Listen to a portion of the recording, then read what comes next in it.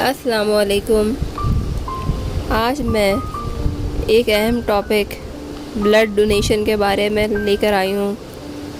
جیسے جیسے حالات اور لوگ بدلتے جا رہے ہیں، ویسے ہی احساس اور خدمت خلق کا جذبہ، خاص کر دوسروں کو بلڈ ڈونیٹ کرنے کا جذبہ کم ہوتا جا رہا ہے، جبکہ تھیلیسیمیا کے مریضوں کو خاص کر اس کی ضرورت ہوتی ہے۔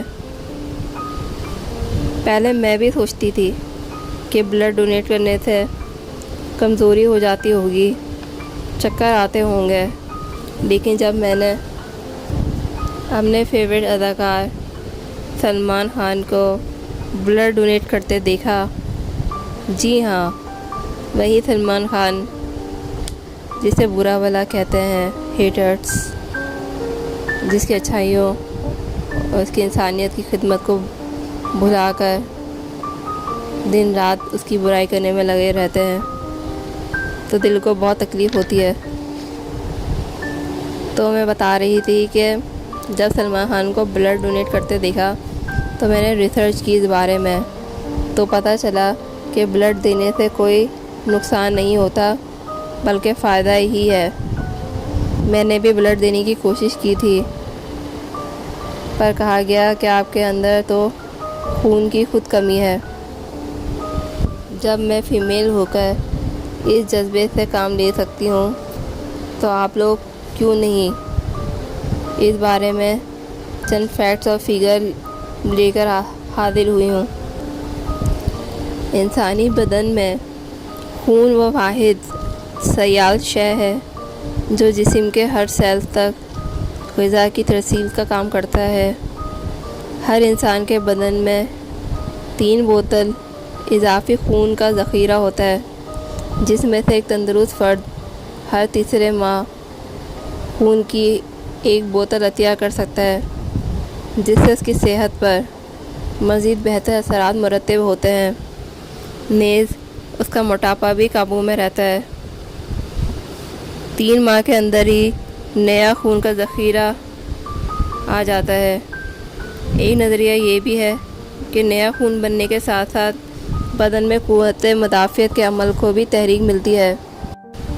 تاریخ بتاتی ہے کہ یورپ میں آپس کی جنگوں کے دوران ایک فرانسیسی نے انتقال خون کی پہلی کوشش کی تھی، لیکن وہ زیادہ کامیاب نہ ہو سکی کیونکہ اس وقت تک خون کے groups A, B, O positive وغیرہ سمیت ان کے ذیلی مثبت و منفی اجزاء کے بارے میں علم موجود نہیں تھا۔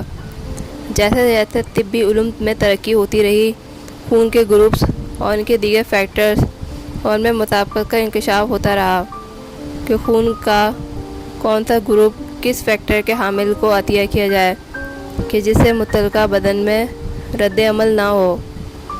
پھر سب سے پہلے گردش خون کا معلوم کیے جانے، بدن میں خون کے ذریعے غذا پہنچانے کی اہمیت، خون ضائع ہونے سے پیدا ہونے والے اثرات اور انتقال خون کے طریقے وضع کیے جانے کے حوالے سے سنجیدگی سے سوچا جانے لگا۔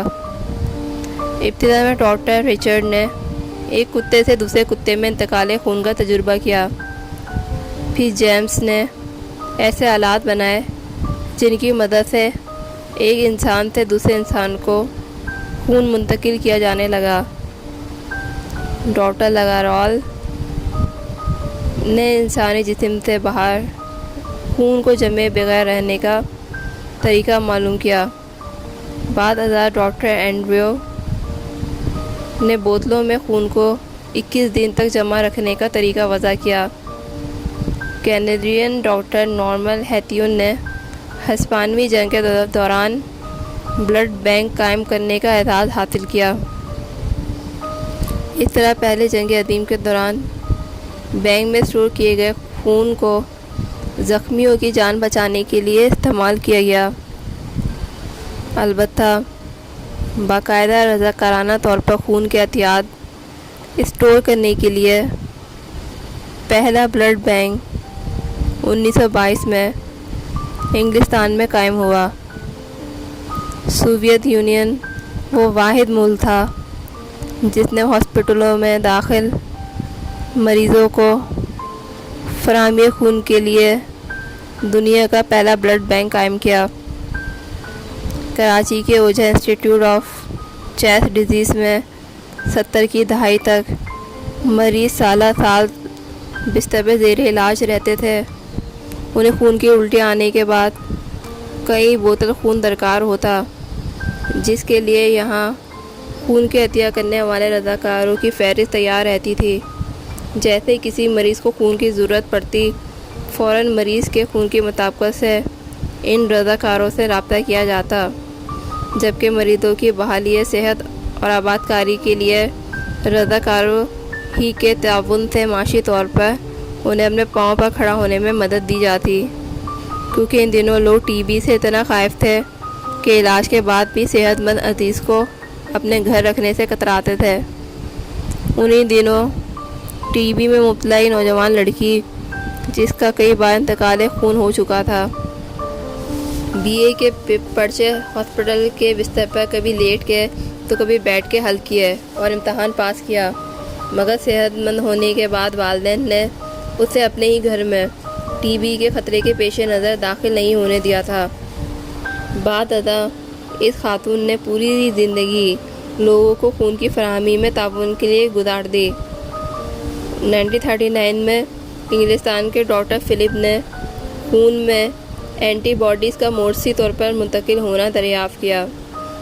1940 ڈاکٹر ایڈون نے خون کے مختلف حصوں مثلاً پلازما اور سرخ سیلز کو علیحدہ اسٹور کرنے اور انہیں مختلف بیماریوں میں استعمال کرنے کے طریقے معلوم کیے۔ 1941 میں ریڈ کراس نے بلڈ بینکس قائم کرنا شروع کیا۔ 1943 ڈاکٹر پال نے انکشاف کیا کہ یرکان یا ہیپاٹائٹس سے متاثرہ افراد کا خون ایسے امراض سے مبرہ مریضوں میں منتقل کیا جائے تو ان میں خون کے ساتھ یہ مرض بھی منتقل ہو جاتے ہیں۔ 1948 میں ڈاکٹر کیپری والٹر نے خون کی بوتلوں کی جگہ پلاسٹک کے بیگز کا استعمال شروع کیا۔ پاکستان کے ابتدائی دنوں میں لائن کلب ریڈ کریسنٹ نے انتقال خون اور خون کی فراہمی کے لیے غیر معمولی کام کیے۔ خون کی ترسیل میں سینٹ جان ایمبولینس کی خدمات کو بھی نظر انداز نہیں کیا جا سکتا۔ اب پاکستان کے ہر بڑے شہر میں بلڈ بینک قائم ہے، مگر صورتحال کچھ مختلف ہے۔ پہلے رضاکار رفاعی ادارے اس کام میں پیش تھے، لیکن اب روپیہ کمانے والے عطائی ایسے کئی بلڈ بینک چلا رہے ہیں، جن کے بارے میں بھی ایسی شکایت ملی ہے کہ وہ نشے کے عادی یا دوسرے مہلک بیماریوں میں مبتلا افراد کے خون عطیہ میں رقم کے عوض خرید کر اسٹور کر لیتے ہیں، نیز بغیر اسکریننگ کے مستحق افراد کو خون مہیا کر دیتے ہیں۔ اس طرح یہ بلڈ بینکس جان بچانے کے ساتھ مہلک بیماریاں پھیلانے کا سبب بن رہے ہیں۔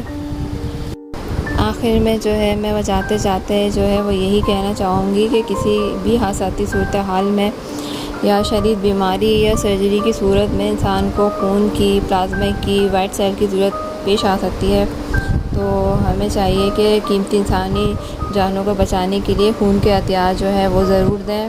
اور اس کے علاوہ دنیا بھر میں ہر سال 14 جون کو بلڈ ڈونر ڈے منایا جاتا ہے، جس کا مقصد خون کی محفوظ منتقلی کے بارے میں شعور اجاگر کرنا ہوتا ہے، اور اس کے ساتھ ساتھ ان تمام افراد کی حوصلہ افزائی کرنا ہوتا ہے جو بغیر کسی ذاتی لالچ کے اپنا خون وہ دوسروں کی زندگیاں بچانے کے لیے عطیہ کرتے رہتے ہیں۔